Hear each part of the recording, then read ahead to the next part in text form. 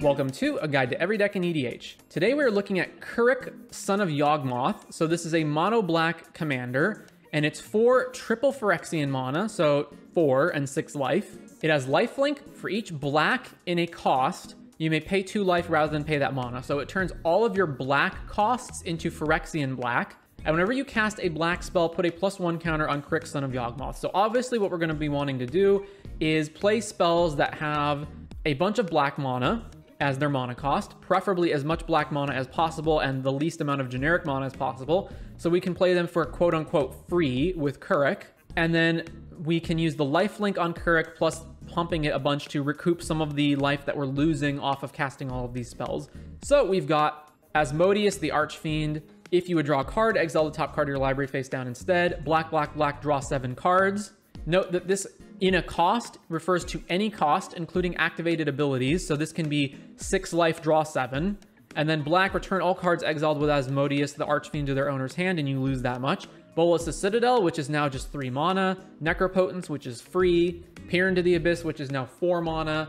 1 ring, no cost reduction here, but it's still really good.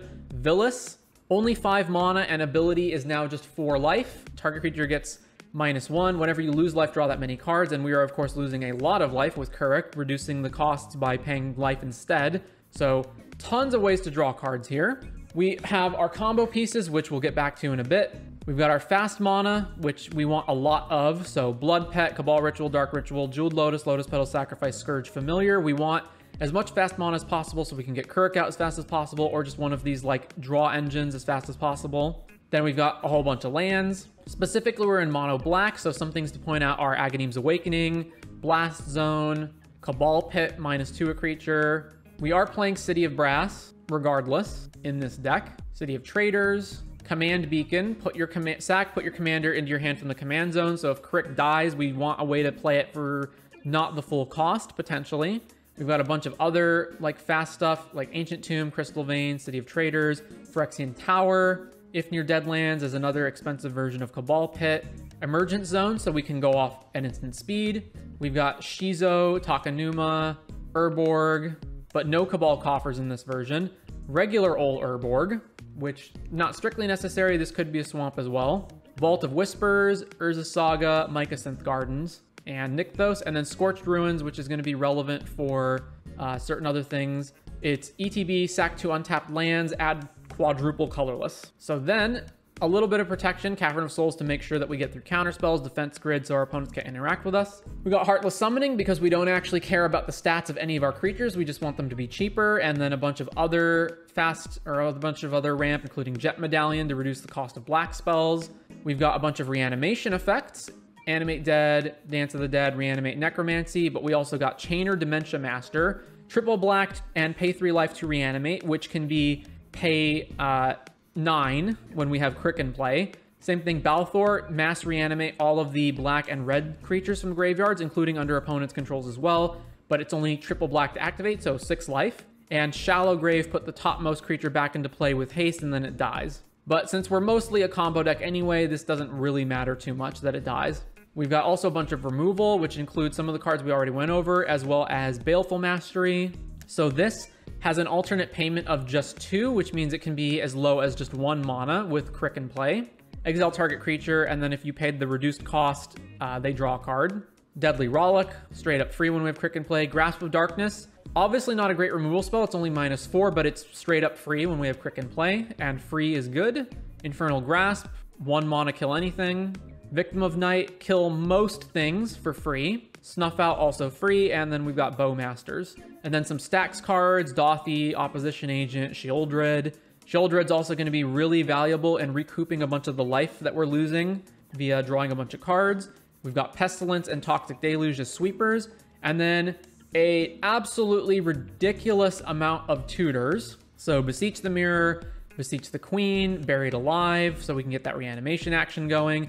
And remember that even the more expensive tutors like Final Parting are less expensive because of Kuruk. Grim Tutor, Demonic, Dimir House Guard, Transmute. So this, again, with Kuruk, you can transmute for just a single mana and go find something else that costs 4. Flesh Writher, Transfigure, sack the creature, search your library for a creature with the same cost, and put it onto the battlefield. Imperial Seal, Hordling, Mastermind's Acquisition, Praetor's Grasp, basically tutor a card out of your opponent's deck.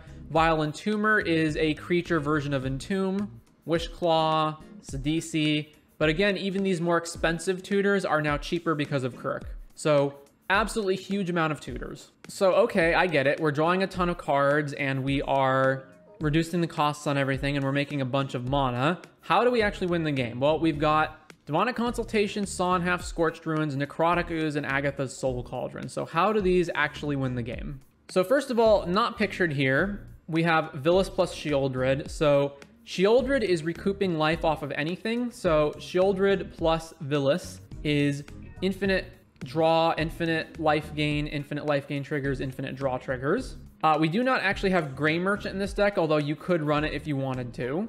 So Soul Cauldron and Necrotic Ooze are primarily here so that the activated abilities of other things in our deck, like Villas, can be used with whatever creature we have, regardless. Asmodeus, same deal. So we've got these cards that are drawing tons of cards, and we can either just put these directly into our graveyard and then reanimate them, or we can put them into our graveyard and then use Necrotic or Agatha's Soul Cauldron to essentially copy these abilities, usually onto, like, Necrotic Ooze just copies itself, or Agatha's can, like, exile it from the graveyard and then put the counter on Crick, or just Crick gets +1 counters anyway. So we can have Crick now have that. Saw in Half is good for other things that we're doing. So Bowmasters is going to be another way that we can, like, get multiple things going. Flesh Writher can transfigure itself into a Sheoldred, which is going to be relevant a lot of the time. Same thing, Dimir Houseguard can transmute itself into a Sheoldred. So to go through some combos not pictured. So if you go to, again, Commander Spellbook, you can type in the name of your commander, and then you can find all of the combos that go with them. So if you use Grey Merchant, you can combo it with Chainer to go off and make infinite Grey Merchant triggers by getting rid of the Grey Merchant and then reanimating it over and over. Same deal if you have, like, Viscera Seer for a sack outlet, or Ashnod's Altar, Phyrexian Altar, etc. One card that I didn't show was Leshrak's Sigil. This is a black enchantment, and it's got black when any opponent successfully casts a green spell. So whenever an opponent casts a green spell, you look at their hand and choose a card, they discard a card, use this ability only once each time a green spell, and then you can pay black to return it back to the owner's hand. So the green spell part of this ability is not the relevant part. The relevant part is that you can play double black to bounce it. So for 8 life, you can cast this and then activate it to bounce it to your hand, which means you can go infinite with Aetherflux Reservoir. You've got Sheoldred and basically anything that draws cards, like Greed. Again, Grey Merchant plus a sack outlet. Anything that tutors stuff into the graveyard and then reanimates it. Buried Alive, Reanimate, Entomb, Reanimate, etc. Those will also go infinite. So lots of different combos you could play. And then even aside from these combos, you are also just generating a ton of card draw off of these various cards, and can potentially win the game just off of that, or just off of getting Crick up to a huge amount, because it's, again, triggering off of every black spell, and then you're putting +1 counters on it. And so that pretty much covers what you're doing with Crick. So again, get mana as fast as possible, get Crick into play, use his ability to reduce the costs of things, play either combo pieces or these things that draw a bunch of cards, and then draw into your combo pieces, and then eventually win the game off of that. You can also just find ways to get stuff into your graveyard and then reanimate them, or get stuff into your graveyard and then use Soul Cauldron or Necrotic Ooze to activate, because Asmodeus and Villas are ways of drawing extra cards, and you have about 10 bajillion tutors as ways to find all of these things. So one addendum to Crick is that you can win with cards that aren't your own by using Praetor's Grasp. So since Praetor's Grasp grabs cards out of your opponent's deck, you can grab cards that either aren't in your own deck because you just don't have them, or more importantly, because they're in other colors. And then you can cast those cards because you have ways of producing colors that aren't in black. So for example, Mox Diamond can produce non-black mana. So you can, for example, Praetor's Grasp and go find an opponent's Thassa's Oracle. Then you can draw your whole deck using one of these other combos, and then just cast the Oracle and win the game, potentially. Or you can find your opponent's Underworld Breach and do Underworld Breach combos. So there are ways of using Praetor's Grasp to win you the game that you wouldn't be able to win with otherwise using any of your other cards. You can also Hoarding Broodling for Saw in Half, and then Saw in Half the Broodling, getting 2 more cards off of the Broodling, and then using those double triggers in order to win the game that way. So just 2 more things to note about the Crick deck. And then yeah, most combos end in Gary loops. And that is Crick.